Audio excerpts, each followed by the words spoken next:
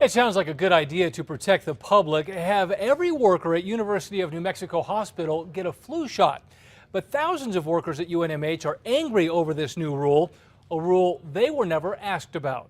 For people who work at UNMH, it was business as usual until late September. All of a sudden, this email came out that said it's now mandatory that you must have the flu shot unless you can have a medical exemption or a religious exemption. For the first time ever, all 6,000 UNMH employees were ordered to have a flu shot.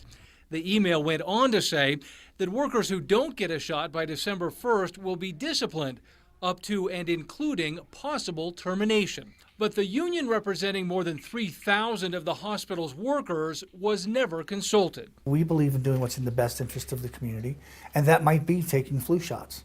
The question is, how are we going to mandate it? In fact, there are plenty of questions the new policy does not address. The employees need to know that should they take a flu shot, should they get the flu shot and they have an adverse reaction, that the hospital is going to accept that responsibility to give them the medical care that they deserve, and also not have it negatively impact their income and their benefits. The hospital's chief medical officer defends the policy. This was a medical care decision that was made, and typically those decisions are made by the medical staff in our usual forums and would not typically include members of the union. For the hospital workers, that is exactly the problem. We knew this was coming a long time ago. It comes every year. We should have sat down and had this conversation months ago.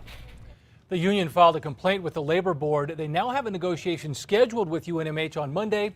By the way, at Loveless and Presbyterian hospitals, workers are required to get flu shots. Those who don't must wear a mask whenever working directly with patients.